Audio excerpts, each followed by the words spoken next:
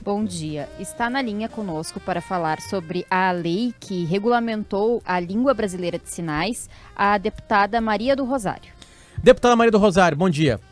Bom dia e feliz ano novo a todos e todas que nos escutam. A todos, fui E a vocês. Obrigado, muito obrigada. igualmente. Para a senhora também, muito obrigada. Fui pego de surpresa hoje, estou andando pelo Twitter ali como faço toda manhã, naqueles momentos sagrados da nossa manhã, e aí descubro que a lei de Libras, né, da linguagem brasileira de surdos, foi uma... língua brasileira de surdos, foi uma lei que a senhora fez. Pode contar melhor para nós esse episódio? A lei que eu fiz é a de reconhecimento profissional dos intérpretes da língua brasileira de sinais. A lei que regulamenta a Libras é uma legislação que foi proposta pelo Poder Executivo e que foi aprovada e que trabalhamos nela também. São duas leis. Uma que trata da língua brasileira de sinais, determinando essa língua como uma língua oficial do Brasil, uma língua própria, uma linguagem própria, uma forma de expressão própria de uma cultura muito definida, que é a cultura da comunidade surda, que é assim que nós consideramos, e a outra lei, portanto duas, que regulamenta a profissão de intérprete em Libras, e determina que esses intérpretes devem estar presentes como forma de acessibilidade comunicacional em todos os eventos públicos, enfim, isso está na lei que eu fui autora. Eu me sinto muito feliz porque sou autora, porque ser produtiva como deputada também é aprovar leis que sejam importantes para o Brasil. Davi? Nós estamos falando com a deputada a respeito disso, evidentemente, por causa do discurso ontem da Michele Bolsonaro, a primeira-dama, que fez uma inversão, né? Na verdade, ela discursou usando a língua de Libras e a tradutora, digamos assim, falava o discurso, né? E foi um discurso bonito. A senhora assistiu? O que a senhora achou daquele discurso? Não, eu não assisti, mas tomando conhecimento, eu posso dizer sem problema nenhum que é uma boa iniciativa de quem integra o governo, uma boa iniciativa de uma pessoa que está numa função de liderança pública, utilizar de mecanismos que possam demonstrar a inclusão de todos os brasileiros e brasileiras e um conhecimento específico sobre Libras, já que nós temos quase 10 milhões, ou até já um pouco mais do que 10 milhões de brasileiros que são surdos, são pessoas surdas. Mas essas pessoas se comunicam perfeitamente. Elas têm uma língua própria, elas têm uma cultura própria e convivem em sociedade de uma forma muito positiva e com contribuições na medida que têm o... Por outro lado, eu observo que esse, sendo um símbolo importante, contrasta com cortes de recursos orçamentários que já iniciam neste governo para as pessoas com deficiência. E com a proposta de modificação do benefício de prestação continuada, que veio no governo passado e que, enfim, está colocada ainda, que retiraria direitos e garantias das pessoas mais pobres com deficiência, inclusive aquelas surdas. Então, o tema da deficiência, das pessoas com deficiência, é um tema que envolve direitos sociais, econômicos, escolas. No caso da comunidade surda, há uma diferença até sobre várias outras pessoas com deficiência, porque espera-se e há uma definição de que o melhor para a comunidade surda, para as pessoas surdas, não é a inclusão direta na escola como um todo, mas é a adaptação da escola, numa escola bilíngue. Uma escola que atenda pessoas com deficiência ou não, tem que ser uma escola também bilíngue. O que é uma escola bilíngue? Que trate na língua portuguesa e que trate na língua brasileira de sinais. Deputada, a senhora se surpreendeu com o discurso da primeira-dama, com o fato dela fazer o discurso, pelo menos pelo que eu conversei das pessoas que estavam lá, ninguém esperava que houvesse um pronunciamento da primeira-dama e ainda mais em linguagem brasileira de sinais, em língua brasileira, perdão, de sinais. A senhora se surpreendeu? Eu considero que esse é um gesto interessante. Eu não farei com os meus adversários o que fazem em relação a nós.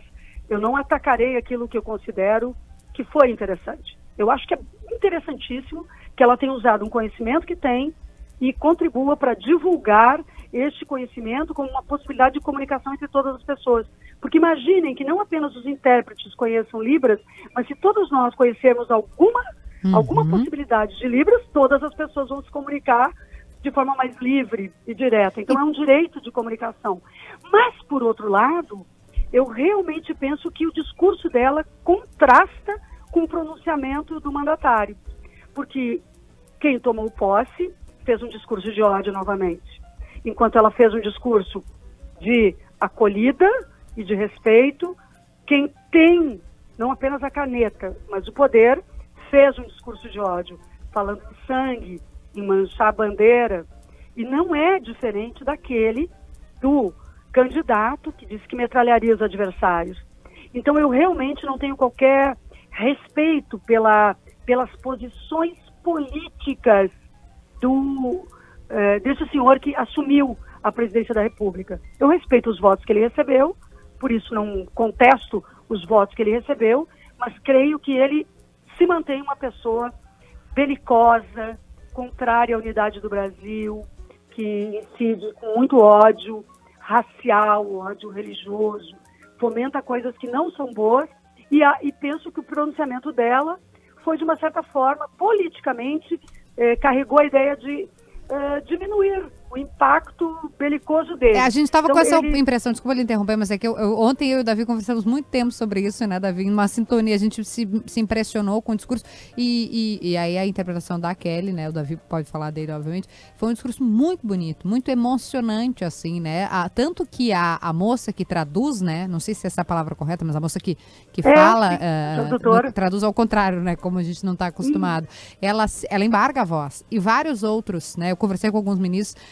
estavam ali também emocionados. A senhora acha que foi algo de, digamos assim, para suavizar o discurso do presidente? Olha, eu tenho uma opinião assim, que isso se divide. De um lado, eu mesma considero um gesto positivo e que não vou negar que acho que é um gesto positivo. Por outro lado, também nós não somos ingênuos. A política é feita de marketing muitas vezes e ele falou para aqueles que foram mobilizados pelo ódio para lhe dar o voto, para os indignados, para os irritados. Ele seguiu com aquela história de sangue e bandeira, e do outro lado, aí nossa bandeira não será vermelha, somente de sangue. Eu acho horrível esse pronunciamento, eu acho que não está à altura da instituição Presidência da República. Cobraram tanto de nós, alguns setores, disseram, vocês deveriam estar presentes. Sinceramente, quem esteve na diplomação dos parlamentares viu que o tipo de ódio que nos é jogado é insuportável. Então nós vamos cumprir o nosso papel, né? Mas, por outro lado, eu creio realmente que o discurso dela, aí, como estratégia de marketing, analisando do ponto de vista da política, o discurso dela foi articulado de uma forma para suavizar e lançar algumas pontes em contradição, assim, como um contraponto suave, que não chega a ser algo que confronta o posicionamento dele, porque o posicionamento dele é sempre do sujeito que vai comandar qual é a linha política do governo. Davi? A senhora acha que é possível haver uma concordância em alguns pontos importantes da administração pública, assim, que o governo lance? Eu não estou falando dos pontos ideológicos, eu escrevi exatamente isso aí hoje, até meio que concordante com o que a senhora está dizendo, assim, nessa questão ideológica, excluindo essa questão ideológica, né, de escola sem partido, posse de armas, etc, né? Existe possibilidade de concordância em pontos específicos, como, por exemplo, um ponto nevrálgico hoje para o Brasil, a reforma da Previdência? Não existe, com este ponto, a reforma da Previdência, não existe a possibilidade. Porque o governo que entra, ele conjuga dois aspectos.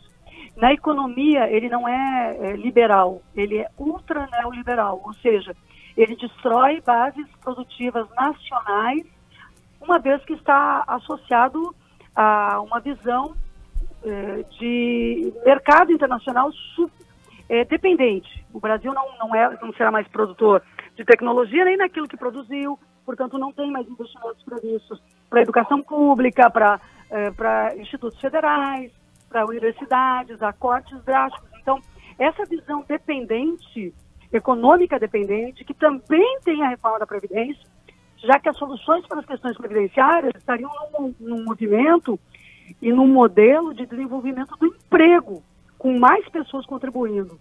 Ajustes necessários não seriam excludentes de um processo que as pessoas, enfim, sofram e os mais pobres sofram. Então, não há possibilidade de acordo na economia com as propostas que estão sendo apresentadas, aliás, não só pelo mandatário, mas por Paulo Guedes.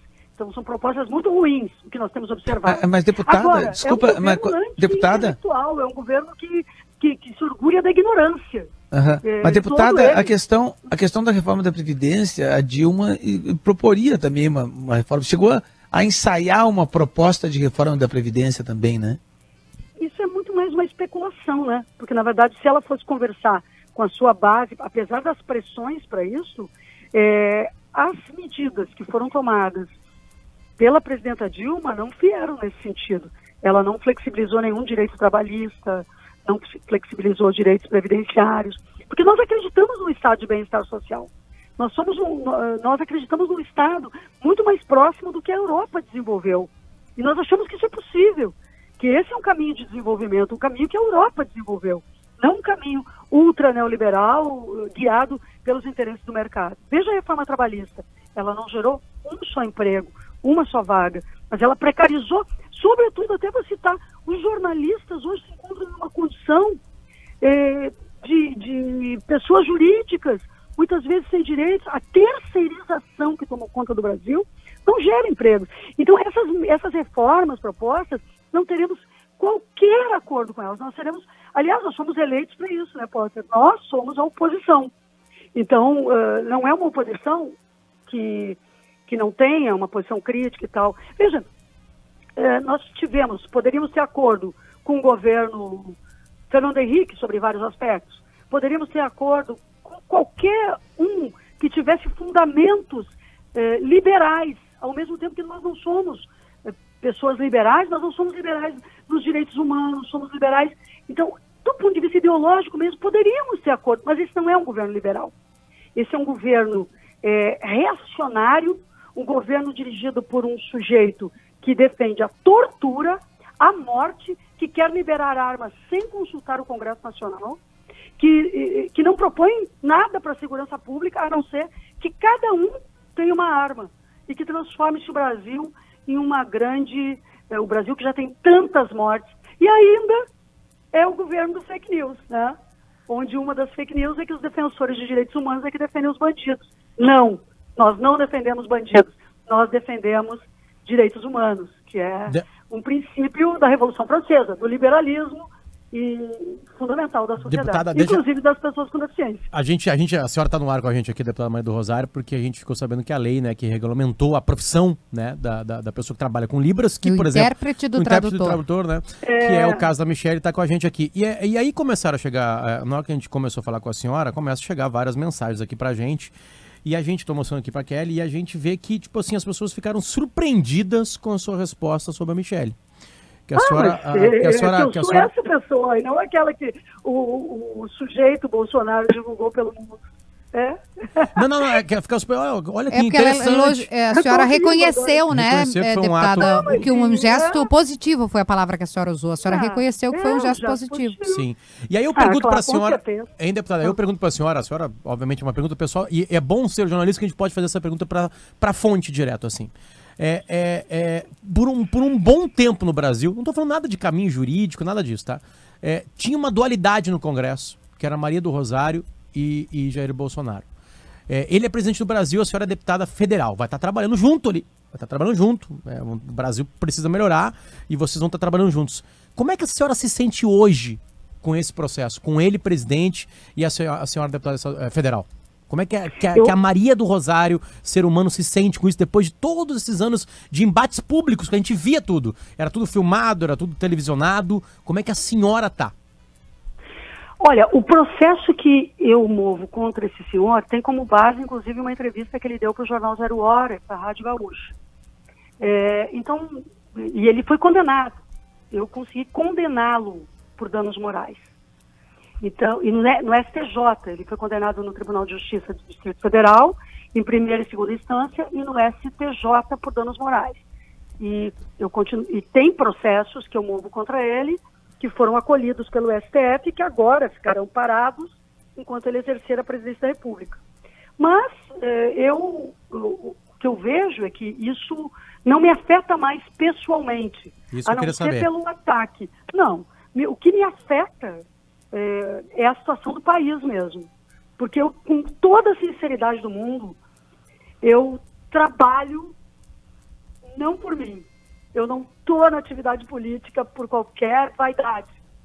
Eu sou uma professora na atividade política que sempre pensou que o meu grande objetivo, ao final de uma jornada, daqui a algum tempo, quando eu não for mais candidata ou quando eu não for eleita, enfim, é voltar à minha comunidade, é estar nas comunidades de Porto Alegre, subir, por exemplo, ali a São José, minha escola, o Martins Costa Júnior, e poder dizer tudo o que eu fiz. Então, nesse sentido, eu fico preocupada com o Brasil, porque eu sei que com um governo desse tipo vai ser muito difícil que eu faça o trabalho que eu gostaria também, e vai ser muito difícil para os brasileiros e brasileiras. Então, eu não confio nesse governo e, obviamente, vocês sabem, não confio também pessoalmente nessa figura. Acho que ele não está preparado, não tem condições, e eu não sou movida por essa opinião só por uma questão pessoal. Eu sou movida por ter observado um parlamentar inútil para o Brasil, truculento, e que ocupa uma função agora, mas que o Brasil escolheu, no meio dos fake news e da prisão de Lula também, mas aí já é uma outra conversa, eu vou seguir pela liberdade do Lula, e agora, bem, que bom que a primeira-dama fala em Libras, eu acho isso maravilhoso, mas de toda forma que ela cuide dos direitos da pessoa com deficiência para enfrentar a miséria e o corte do orçamento que essas pessoas estão vivendo. Davi Coimbra. Deputada, a senhora falou aí, a senhora se consagrou, digamos, nessa defesa dos direitos humanos. E essa frase que a senhora repetiu agora é uma frase que às vezes eu escrevo: quem defende direitos humanos não defende bandido. Mas por que houve essa confusão na cabeça das pessoas? Houve erro também na atuação dos defensores de direitos humanos para que houvesse essa confusão, as pessoas acharem que quem defende direitos humanos defende bandido? Bem, é que a ideia dos direitos humanos, ela precisaria realmente ter sido mais universalizada, ou seja, outro dia eu dei uma entrevista para o jornal britânico e uma pergunta da jornalista foi a seguinte: como a senhora se sente em um país onde grande parte das pessoas odeia os direitos humanos? E eu fiquei pensando sobre aquilo e aí a jornalista complementou: aqui na Inglaterra ou aqui em Londres, se alguém se apresenta como um defensor de direitos humanos, é extremamente respeitado. E eu fiquei pensando, realmente, onde nós erramos? Talvez no Brasil, eu acredito realmente nisso, nós não tenhamos feito uma abordagem adequada do tema de segurança pública. E, de certa forma, também, alguns setores criaram para se posicionarem contra as pessoas que defendem direitos humanos, criaram uma ideia falsa sobre o nosso trabalho.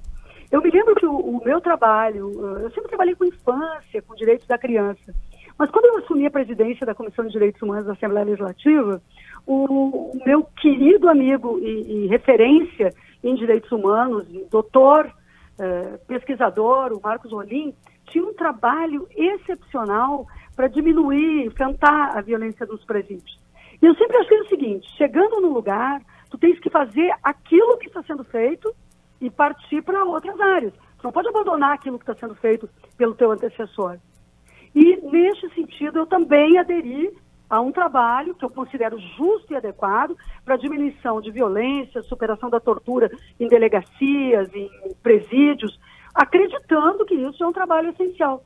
No entanto, a leitura disso, do lado de fora, é uma ideia de que nós defendemos os bandidos e não a sociedade, quando a atuação de pastores, padres, religiosos de um modo geral, ou pessoas benemerentes que atuam nos presídios, também é uma atuação de direitos humanos. Ou um pastor que vai lá dentro, ou um padre, ou uma pessoa da pastoral carcerária não atua em direitos humanos, tentando diminuir a violência e devolver aquelas pessoas melhores. Então, eu acredito que há uma distorção nesse entendimento. Por outro lado, Davi, tem a questão dos presos políticos. Porque no Brasil, como nós não tivemos uma justiça de transição e responsabilização dos torturadores da ditadura, haja visto as homenagens à Ustra, o que nós temos no nosso país é uma situação em que quem estava junto às pessoas que estavam presas, que eram os defensores de direitos humanos, eram também pessoas que eram vistos como defensores daqueles bandidos. Não, eles não eram bandidos, eles eram lutadores pela democracia. Sim, eu lhe agradeço muito a gentileza de atender a gente. Eu sei que o ministro Sérgio Moro já vai começar a falar também, mas antes eu gostaria muito que a senhora comentasse um outro caso do governo Bolsonaro, rapidamente,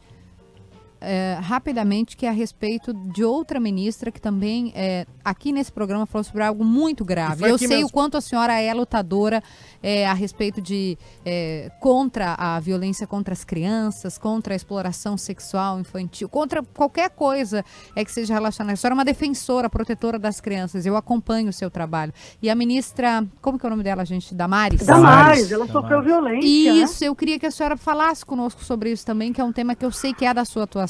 Olha, é extremamente grave, eu ouvi o relato dela e fiquei muito sensibilizada e já manifestei também minha solidariedade pessoal. A solidariedade entre as pessoas, a dimensão pessoal, não deve jamais se confundir com a oposição política.